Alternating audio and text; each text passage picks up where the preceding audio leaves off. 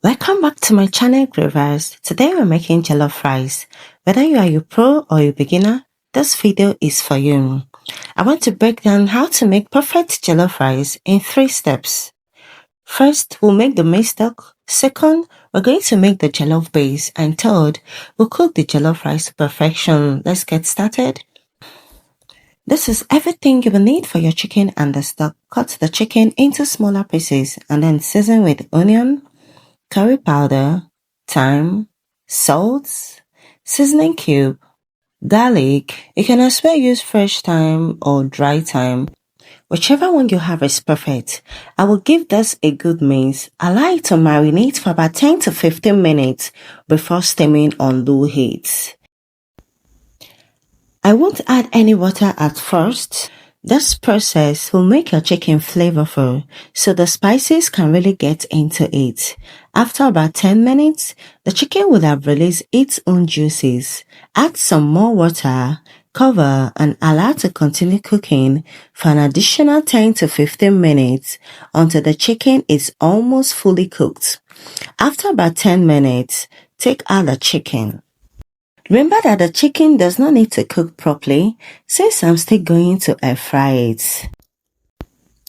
And of course, whether you're going to fry your chicken or air fry, whichever one, it's fine. But remember, either of them is also another cooking process. Now, I will take out my chicken, sieve the stock to get rid of any large bone or large ginger or garlic chunks. With this, we're done with the first step, which is the making of the stock.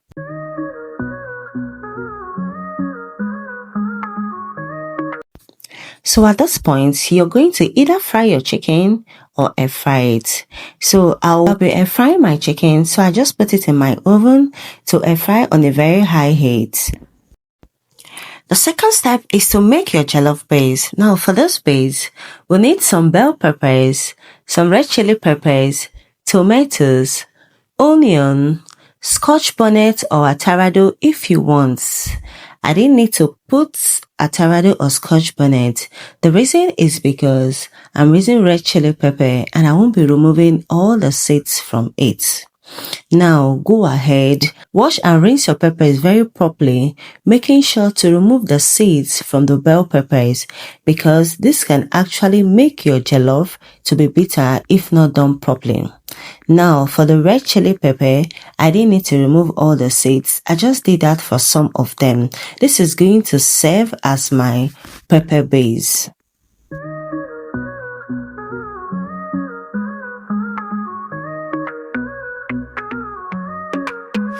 Sizzle in the pan, flavors take flight. Go ahead and cut them into smaller pieces. Remember, you can use as much scotch bonnet as you like. That's if you want your jollof to be very spicy. I don't like my jollof very spicy, so I use little or no scotch bonnet just as this. There are 2 ways you can make your jollof base.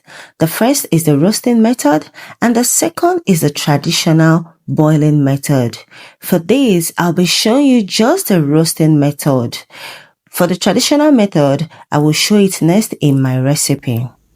Now, once you're done with the cutting, transfer everything into a baking dish. I like to use 1 full garlic for this because, of course, garlic is my game changer. So if you don't like garlic, feel free to skip this step. Add fresh or dry thyme to this. Now, go ahead and roast in the oven for about 30 minutes. Make sure to turn midways so it doesn't get burned. After about 30 minutes, this is what it should look like. Allow it to cool for some minutes and then transfer into a blender. Press the garlic from the shell and then blend everything until it's completely smooth. Once that's done, your flavorful jollof base is ready. And with this, the second step is done and dusted. Next is the final step, which is the making of our jollof rice. To make the jollof rice, start by heating up some oil in a pan. Add some onions. I like to use a lot of onions because it adds some sweetness to the dish. Fry the onions for about 3 to 4 minutes, then add your tomato paste. Now, Make sure you fry this paste very well. This is a step some people make when making jollof rice. This step could actually make your jollof taste sour or bitter. So you need to fry this very well. Make sure to put an eye on it so that it doesn't get burned. Know that it's ready when the oil starts to separate. Once the paste is ready, add the jollof base from earlier. You don't have to cook. The base is already cooked, so you don't need to fry for too long. Now go ahead and season with salt, crushed chicken cubes, curry powder, diced thyme, and bay leaves. Stir all together and add your chicken stock and water. The water will help to loosen the sauce. Mix it very well. Cover and allow to simmer for about 5 minutes while I wash my rice. For my rice, I'm using Stella basmati rice, but you can actually use any rice you have that's readily available. Make sure to wash the rice until it runs clear. I'll go ahead and add my rice to the sauce. I'll give this a good mix and then add some more water if needed. Your sauce should be slightly above the rice, depending on the kind of rice you're using. Please do not over add the water.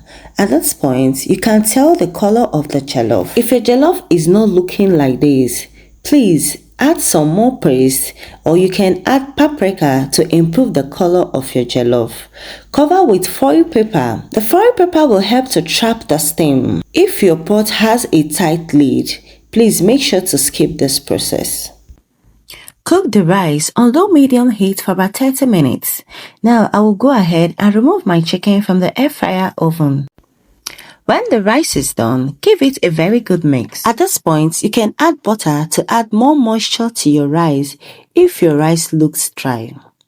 You can also add chopped onion to add moisture to the rice.